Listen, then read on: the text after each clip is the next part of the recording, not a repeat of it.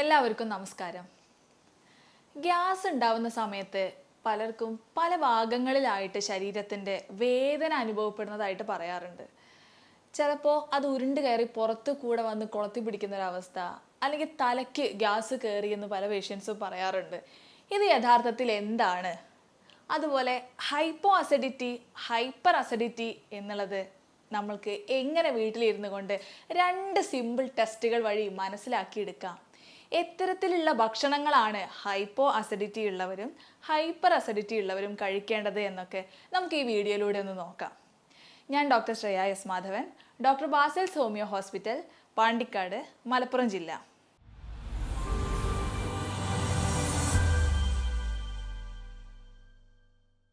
അപ്പോൾ ഞാൻ നേരത്തെ പറഞ്ഞത് തന്നെ തുടങ്ങാം. ഈ പല പേഷ്യൻസും നമ്മളടുത്ത് വരുന്ന സമയത്ത്, അല്ലെങ്കിൽ ഫോണിലൊക്കെ നമുക്ക് കൺസൾട്ടേഷൻ എടുക്കുന്ന സമയത്ത് അവർ പറയാറുള്ളത്, ഡോക്ടറെ ഗ്യാസ് ഇങ്ങോട്ട് കയറി തലയിലൊക്കെ എന്തോ പിടിച്ച് നിൽക്കുന്ന പോലെ തോന്നാറുണ്ട്, തലയ്ക്കാണ് ഗ്യാസ് കയറുന്നത്, അല്ലെങ്കിൽ ബോഡിയുടെ പല ഭാഗങ്ങളിൽ കൊളത്തി പിടിക്കുന്ന തരത്തിലുള്ള വേദന ഉണ്ടാവുന്നുണ്ട് എന്നുള്ളത്. ഇത് യഥാർത്ഥത്തിൽ എന്താണെന്ന് നോക്കിക്കഴിഞ്ഞാൽ നമ്മുടെ വാഗസ് നെർവിന് ഉണ്ടാകുന്ന റോങ് ആയിട്ടുള്ള പല ഇൻഫർമേഷൻസും കൊണ്ടാണ് ഇത്തരത്തിൽ രോഗികൾക്ക് അനുഭവപ്പെടുന്നത്. വാഗസ് നെർവ് എന്ന് പറഞ്ഞു കഴിഞ്ഞാൽ നമ്മുടെ നട്ടലിൽ കൂടെ പോകുന്ന പല ആന്തരിക അവയവങ്ങളെയും കണക്ട് ചെയ്യുന്ന ഒരു നെർവാണ്.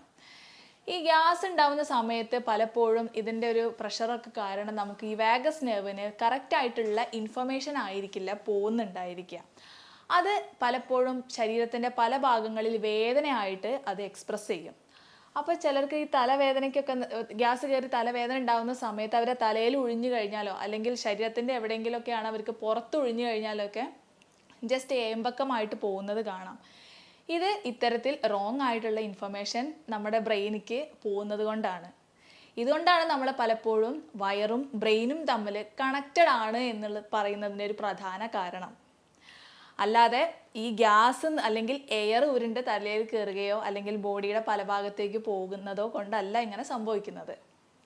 ഇനി നമുക്ക് ഹൈപ്പോ അസിഡിറ്റിയും ഹൈപ്പർ അസിഡിറ്റിയും യഥാർത്ഥത്തിൽ എന്താണെന്നുള്ളത് നോക്കാം. നമുക്ക് വീട്ടിലിരുന്നു കൊണ്ട് 2 സിമ്പിളായിട്ടുള്ള ടെസ്റ്റുകൾ വഴി നമുക്കിത് മനസ്സിലാക്കി എടുക്കാനും പറ്റും. അത് നമുക്ക് അവസാനം പറയാം എന്താണ് ആ ടെസ്റ്റുകൾ എന്നുള്ളത്. ഫസ്റ്റ് നമുക്ക് ഇതിൻ്റെ രണ്ടിൻ്റെയും ഡിഫറൻസ് എന്താണെന്നുള്ളതും എങ്ങനെ നമുക്കിത് ഫൈൻഡ് ഔട്ട് ചെയ്യാം എന്നുള്ളതും, ഈ HCl എന്നുള്ള ആസിഡ്, വയറിലുണ്ടാകുന്ന ആസിഡ് ഇതിനെ എങ്ങനെയാണ് ബാധിക്കുന്നത് എന്നുള്ളതും എങ്ങനെയാണ് ഇതിൻ്റെ പ്രവർത്തനങ്ങൾ എന്നുള്ളതും കൂടെ ഒന്ന് നോക്കാം. പലപ്പോഴും നമ്മൾ വയറിൽ ആസിഡ് ഉണ്ട് എന്ന് പറയുമ്പോൾ എപ്പോഴും അതിനൊരു നെഗറ്റീവ് റോള് പോലെയാണ് നമ്മൾ ചിന്തിക്കാറുള്ളത്. ഈ ആസിഡ് കാരണമാണ് എനിക്ക് അൾസർ കാര്യങ്ങൾ വരുന്നത് എന്നുള്ളതൊക്കെ ഒരു തെറ്റായ ധാരണ പലപ്പോഴും ഉണ്ടാവാറുണ്ട്. എന്നാൽ അങ്ങനെയല്ല. ഈ HCl നമ്മുടെ വയറിൽ ഉണ്ടായിക്കഴിഞ്ഞാൽ ഒരുപാട് ഗുണങ്ങളുണ്ട്. നമ്മളെ ഭക്ഷണം ദഹിപ്പിക്കുന്നത് മുതൽ രോഗപ്രതിരോധ ശേഷിക്ക് വരെ ഈ HClൻ്റെ ഇമ്പോർട്ടൻ്റ്, അതായത് ഹൈഡ്രോക്ലോറിക് ആസിഡിൻ്റെ വളരെ വലിയൊരു ഇമ്പോർട്ടൻ്റ് ആയിട്ടുള്ള റോളാണ് അത് വഹിക്കുന്നത്. പല രോഗാണുക്കളും നമ്മുടെ വയറിൽ എത്തിക്കഴിഞ്ഞാൽ അത് നശിക്കാനൊക്കെ വേണ്ടിയിട്ട് ഈ pH വാല്യൂ മെയിൻറ്റെയിൻ ചെയ്യുക എന്നുള്ളത് വളരെ ഇമ്പോർട്ടൻ്റ് ആയിട്ടുള്ള ഒന്നാണ്. പല മൃഗങ്ങൾക്കും pH വാല്യൂ വളരെ കുറവായിരിക്കും. അതായത് അവരെ വയറൊക്കെ അത്രയും അസിഡിക് ആയിട്ടായിരിക്കും ഉണ്ടാവുക. കാരണം എന്താണെന്ന് വെച്ച് കഴിഞ്ഞാൽ അവർ വേസ്റ്റ് കാര്യങ്ങളൊക്കെ കഴിക്കുന്നുണ്ടായിരിക്കും. അപ്പോൾ അതൊക്കെ പ്രോപ്പറായിട്ട് ദഹിക്കണം എന്നുണ്ടെങ്കിൽ pH വാല്യൂ കുറച്ചും കൂടെ അസിഡിക് ആയിരിക്കണം. അതായത് 3, 2, 1 ഇതൊക്കെ അസിഡിക് മീഡിയത്തിലോട്ടാണ് പോകുന്നുണ്ടായിരിക്കുക. നമ്മൾ കൂടുതലായിട്ട് ഇപ്പോൾ 6, 7 ഒക്കെ ആണെന്നുണ്ടെങ്കിൽ ആൽക്കലൈൻ മീഡിയ ആയിട്ടാണ് നമ്മൾ കണക്കാക്കുന്നത്. അപ്പോൾ നമ്മുടെ വയറിൻ്റെ pH എന്ന് പറഞ്ഞു കഴിഞ്ഞാൽ 3 to 4 അങ്ങനെയാണ് pHൽ കിടക്കുന്നുണ്ടായിരിക്കുക. ഇതിലുണ്ടാകുന്ന അല്ലെങ്കിൽ ഹൈഡ്രോക്ലോറിക് ആസിഡിൻ്റെ ഉൽപ്പാദനത്തിൽ ഉണ്ടാകുന്ന ഏറ്റക്കുറച്ചിലുകളെയാണ് നമ്മൾ പലപ്പോഴും ഹൈപ്പോ അസിഡിറ്റി എന്നും ഹൈപ്പർ അസിഡിറ്റി എന്നുള്ളതും പറയാറുള്ളത്. യഥാർത്ഥത്തിൽ ഹൈഡ്രോക്ലോറിക് ആസിഡിൻ്റെ ഉൽപ്പാദനം കുറയുമ്പോൾ അത് ഹൈപ്പോ അസിഡിറ്റി എന്നുള്ള കണ്ടീഷനിലേക്ക് പോകും.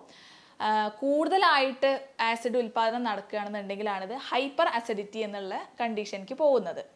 അപ്പോൾ നമ്മുടെ ഈ വയറിലുള്ള ഈ ഹൈഡ്രോക്ലോറിക് ആസിഡിൻ്റെ കുറച്ച് ഗുണങ്ങൾ എന്തൊക്കെയാണ്, നമ്മുടെ വയറിൽ ഇത് ഉണ്ടാവുന്നത് കൊണ്ടുള്ള ഗുണങ്ങൾ എന്തൊക്കെയാണെന്നുള്ളത് നോക്കിക്കഴിഞ്ഞാൽ, ഫസ്റ്റ് വൺ എന്ന് പറഞ്ഞു കഴിഞ്ഞാൽ പ്രോപ്പറായിട്ടുള്ള ഡൈജഷൻ നടക്കണം എന്നുണ്ടെങ്കിൽ ഹൈഡ്രോക്ലോറിക് ആസിഡ് വേണം. പ്രോട്ടീൻ്റെ വിഘടനത്തിന് ഹൈഡ്രോക്ലോറിക് ആസിഡ് വേണം.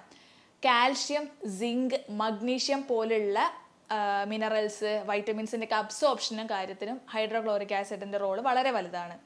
രോഗപ്രതിരോധ ശേഷിക്ക് ഇത് വളരെ ഇമ്പോർട്ടൻ്റ് ആയിട്ടുള്ള ഒന്നാണ്. ടൈഫോയിഡ് ഒക്കെ പോലുള്ള പല രോഗാണുക്കളെയും നമ്മളെ വയറിലെത്തിക്കഴിഞ്ഞാൽ നശിപ്പിച്ച് കളയാൻ വരെ ഹൈഡ്രോക്ലോറിക് ആസിഡിന് ശക്തിയുണ്ട്. അതുപോലെ തന്നെയാണ് ഡയബറ്റിക് വരുന്നതിനുള്ള സാധ്യത വരെ ഈ ഹൈഡ്രോക്ലോറിക് ആസിഡിൻ്റെ ഉൽപ്പാദനം പ്രോപ്പറായിട്ടുള്ള ഫങ്ഷൻ വഴി കുറയാൻ കാരണമാകുന്നുണ്ട്. ഇൻസുലിൻ്റെ പ്രോപ്പറായിട്ടുള്ള ഫങ്ഷനിങ് ഒക്കെ ഹൈഡ്രോക്ലോറിക് ആസിഡിന് വളരെ വലിയ റോളാണ് ഉള്ളത്.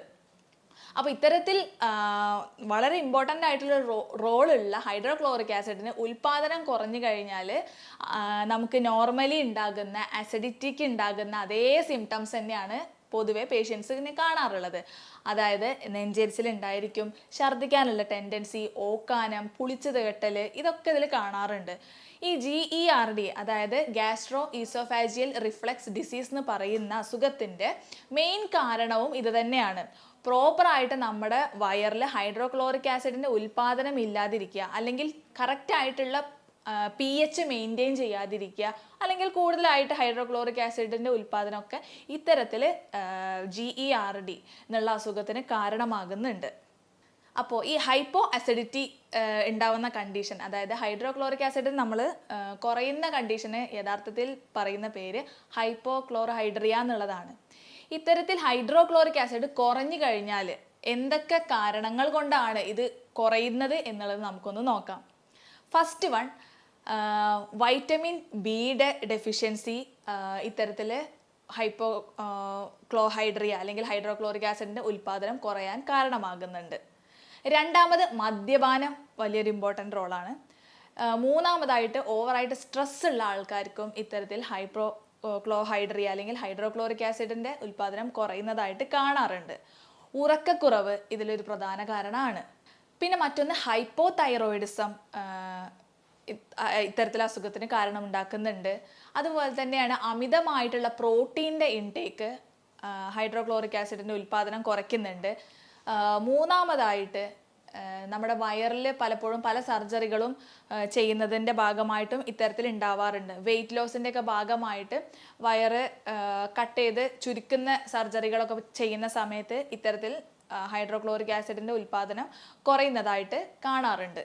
അപ്പോൾ ഇത്രയും കാര്യങ്ങളാണ് നമ്മൾ ഹൈപ്പോ അസിഡിറ്റി എന്നുള്ള കണ്ടീഷൻ വരുന്ന സമയത്ത് അറിഞ്ഞിരിക്കേണ്ട കാര്യങ്ങൾ. ഇനി ഹൈപ്പർ അസിഡിറ്റി ഉണ്ടാകുന്ന സമയത്ത് എന്തൊക്കെയാണ്? ഹൈഡ്രോക്ലോറിക് ആസിഡിൻ്റെ ഉൽപ്പാദനം കൂടുന്നതായിട്ടാണ് കാണാറുള്ളത്. ഇതിൻ്റെ പ്രധാന കാരണമായിട്ട് ഉണ്ടാകുന്നത് എച്ച് പൈലോറി ഇൻഫെക്ഷൻ, അതായത് ബാക്ടീരിയൽ ഇൻഫെക്ഷൻ. പലപ്പോഴും എൻഡോസ്കോപ്പി അല്ലെങ്കിൽ RUT ടെസ്റ്റൊക്കെ എടുത്തു കഴിഞ്ഞാൽ, അല്ലെങ്കിൽ മലം പരിശോധനയ്ക്ക് കൊടുത്തൊക്കെ കഴിഞ്ഞാൽ നമുക്ക് കാണാറുള്ളതാണ് ഈ എച്ച് പൈലോറി ബാക്ടീരിയൽ ഇൻഫെക്ഷൻ ഉണ്ടാകുന്നതായിട്ട്. ഇത്തരം ബാക്ടീരിയൽ ഇൻഫെക്ഷൻ ഹൈഡ്രോക്ലോറിക് ആസിഡിൻ്റെ ഉൽപ്പാദനം കൂടുന്നതായിട്ട് കാണിക്കാറുണ്ട്. പിന്നെ നേരത്തെ പറഞ്ഞ അതേ കണ്ടീഷൻസിൽ പലതും, സ്ട്രെസ്സ്, ഉറക്കക്കുറവ്, മദ്യപാനം ഒക്കെ ഇതേപോലെ തന്നെ ഹൈഡ്രോക്ലോറിക് ആസിഡിൻ്റെ ഉൽപ്പാദനം കൂടുന്നതായിട്ട് കാണാറുണ്ട്. അപ്പോൾ ഈ രണ്ട് ഹൈപ്പോ അസിഡിറ്റിയും ഹൈപ്പർ അസിഡിറ്റിയും രണ്ടിൻ്റെയും സിംറ്റംസ് പേഷ്യൻസിന് ഒരേപോലെ തന്നെയായിരിക്കും പലപ്പോഴും പ്രസൻറ്റ് ചെയ്യാറുള്ളത്. പിന്നെ നമുക്ക് മനസ്സിലാക്കി എടുക്കാൻ പറ്റുന്നത് എങ്ങനെയാണ്? ഭക്ഷണത്തിൽ ഉണ്ടാകുന്ന പല പല ചേഞ്ചസ് നമുക്ക് മനസ്സിലാക്കി എടുക്കാൻ പറ്റും. പല ഭക്ഷണങ്ങളും രണ്ടുപേർക്കും അല്ലെങ്കിൽ രണ്ട് സൈഡിലുള്ള ആൾക്കാർക്കും ബുദ്ധിമുട്ടായിട്ട് കാണുന്നത് നമുക്ക് ഇത് ഏകദേശം മനസ്സിലാക്കി എടുക്കാൻ പറ്റും. അതുമല്ല എന്നുണ്ടെങ്കിൽ നമുക്ക് വീട്ടിൽ തന്നെ ഇരുന്നു കൊണ്ട് 2 സിമ്പിൾ ടെസ്റ്റുകൾ വഴി നമുക്കിത് മനസ്സിലാക്കി എടുക്കാവുന്നതാണ്. ഇത്തരത്തിൽ നമ്മൾ ടെസ്റ്റുകൾ വഴി കണ്ടെത്തി കഴിഞ്ഞാലും ഒരു ഡോക്ടറുടെ കൺസൾട്ടേഷൻ എടുത്തതിന് ശേഷം നിങ്ങൾ പ്രോപ്പറായിട്ട് അതിന് വേണ്ട മെഡിക്കേഷൻസ് കാര്യങ്ങൾ എടുക്കുന്നത് വളരെ ഇമ്പോർട്ടൻ്റ് ആയിട്ടുള്ള ഒന്നാണ്.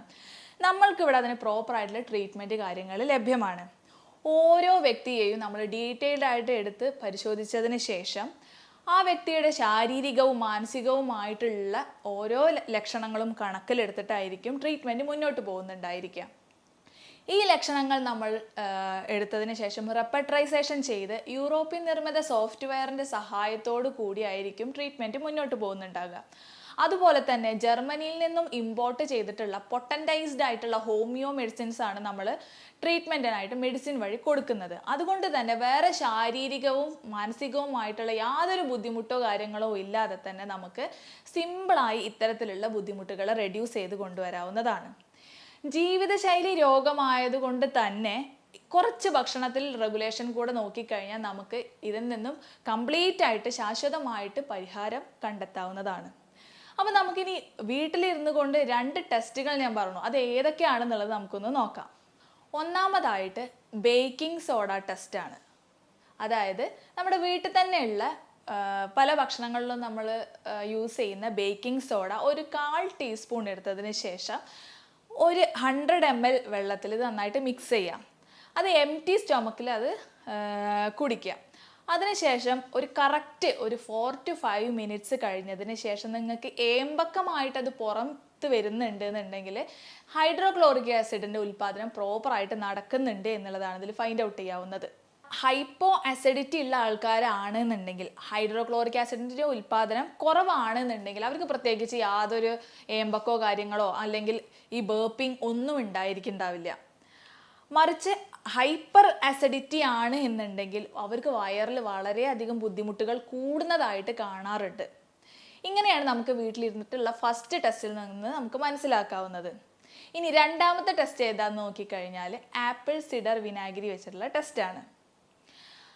1 ടീസ്പൂൺ ആപ്പിൾ സിഡർ വിനാഗിരി 1 ഗ്ലാസ് വെള്ളത്തിൽ നന്നായിട്ട് മിക്സ് ചെയ്യുക. അത് കഴിച്ചതിന് ശേഷം ഒരു അരമണിക്കൂർ കഴിഞ്ഞിട്ട് ഭക്ഷണം കഴിക്കുക. ഇത്തരത്തിൽ ഭക്ഷണം കഴിച്ചു കഴിഞ്ഞാൽ നിങ്ങൾക്ക് ഭയങ്കര കംഫർട്ടാണ്, അല്ലെങ്കിൽ പൊതുവേ ഗ്യാസ്ട്രിക് ബുദ്ധിമുട്ടുകളൊക്കെ കുറഞ്ഞ് നല്ല വയറ് ഓക്കെ ആയിട്ടാണെന്നുണ്ടെങ്കിൽ നിങ്ങൾക്ക് ഹൈപ്പോ അസിഡിറ്റി എന്നുള്ള കണ്ടീഷനാണ്. അതല്ല, മറിച്ച് നിങ്ങൾക്ക് ആപ്പിൾ സിഡർ വിനാഗിരി ഈ ഒരു വാട്ടറിൽ മിക്സ് ചെയ്ത് കുടിച്ച് കഴിഞ്ഞാൽ തന്നെ ചിലർക്ക് ബുദ്ധിമുട്ടുകൾ കാണിച്ചു തുടങ്ങും, നെഞ്ചരിച്ചിൽ കാര്യങ്ങളൊക്കെ കൂടുന്നതായിട്ട് കാണാൻ തുടങ്ങും. അത്തരം ആൾക്കാരാണെന്നുണ്ടെങ്കിൽ ഇത് ഹൈപ്പർ അസിഡിറ്റി എന്നുള്ള കണ്ടീഷനാണ്.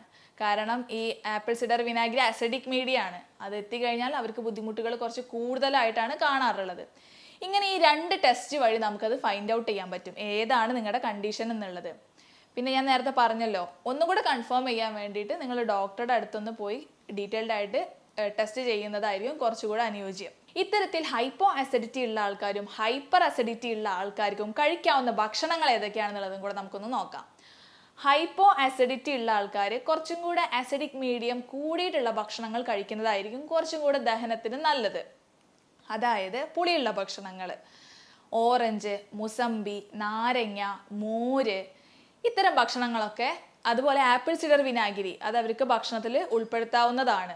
പിന്നെ വീട്ടിൽ തന്നെ ഉണ്ടാക്കുന്ന ഓവർ പ്രിസർവേറ്റീവ് ഒന്നും ഉപയോഗിക്കാത്ത പിക്കിൾസ്, അച്ചാറുകൾ അവർക്ക് ഭക്ഷണത്തിൽ ഉപയോഗിക്കാവുന്നതാണ്. പൊതുവെ അവിടെ നമ്മുടെ ഗട്ടിൻ്റെ പ്രവർത്തനമൊക്കെ കുറച്ചും കൂടെ പ്രോപ്പറായിട്ട് നടക്കുന്നതായിട്ട് കാണാൻ പറ്റും.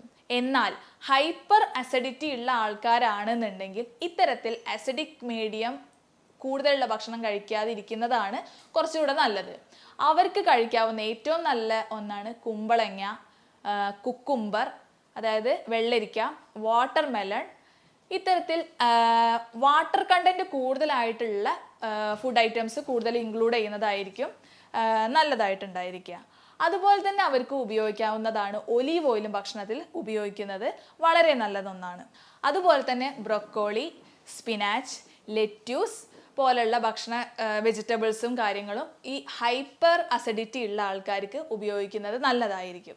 അപ്പോൾ ഇത്രയും കാര്യങ്ങളാണ് നമുക്ക് ഈ ഹൈപ്പർ അസിഡിറ്റി, ഹൈപ്പോ അസിഡിറ്റി എന്നുള്ളതിൽ നമുക്ക് പറയാനുള്ളത്.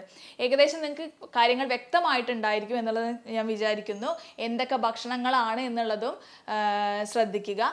ഇനി കൂടുതൽ ഡൗട്ടുകൾ ഉണ്ടെന്നുണ്ടെങ്കിൽ നിങ്ങളൊരു ഡോക്ടറുടെ കൺസൾട്ടേഷനും കൂടെ എടുത്തിട്ട് ചെയ്യുന്നതായിരിക്കും കുറച്ചും കൂടെ ഉചിതം. പിന്നെ ഹൈപ്പർ അസിഡിറ്റി ഉള്ള ആൾക്കാർക്ക് വീട്ടിൽ ചെയ്യാവുന്ന മറ്റൊരു ട്രിക്ക്, അത് അല്ലെങ്കിൽ ചെറിയൊരു പൊടിക്കൈ ആണ്. ഇവർക്ക് പൊതുവെ എച്ച് പൈലോറി ബാക്ടീരിയയുടെ ഇൻഫെക്ഷൻ കൂടുതലായിട്ട് കാണാറുണ്ട്. അത്തരക്കാർക്ക് ചെയ്യാൻ പറ്റിയൊരു ടിപ്പാണ് പ്രോബയോട്ടിക്കുകൾ അല്ലെങ്കിൽ തൈര് കൂടുതലായിട്ട് ഭക്ഷണത്തിൽ ഉപയോഗിക്കുക എന്നുള്ളത്. അതുപോലെ തന്നെ 1 ടീസ്പൂൺ കരിഞ്ജീരകം നന്നായിട്ട് ഗ്രൈൻഡ് ചെയ്തതിന് ശേഷം വെള്ളത്തിലോ അല്ലെങ്കിൽ തൈരിലോ ഒന്ന് മിക്സ് ചെയ്തിട്ട് ഡെയിലി കഴിക്കാവുന്നതാണ്. ഈ കരിഞ്ജീരകത്തിൻ്റെ പ്രോപ്പർട്ടി നമ്മുടെ എച്ച് പൈലോറി ബാക്ടീരിയയുടെ ഇൻഫെക്ഷൻ കുറയ്ക്കാൻ വേണ്ടിയിട്ട് സഹായിക്കുന്നതും കൂടി ഒന്നാണ്. അപ്പോൾ ഇതുമായി ബന്ധപ്പെട്ടിട്ട് നിങ്ങൾക്ക് കൺസൾട്ടേഷനോ അല്ലെങ്കിൽ ഡൗട്ടുകളോ ഉണ്ടെന്നുണ്ടെങ്കിൽ നിങ്ങൾക്ക് ഇവിടെ കമൻറ്റ് ചെയ്യാവുന്നതാണ്, അല്ലെങ്കിൽ എന്നെ വാട്സപ്പിൽ കോൺടാക്റ്റ് ചെയ്യാവുന്നതാണ്. എൻ്റെ നമ്പർ ഇവിടെ താഴെ കൊടുക്കുന്നുണ്ട്. ഞാൻ doctor Shreya S Madhavan, doctor Basil's homeo hospital, Pandikkad, Malappuram ജില്ല.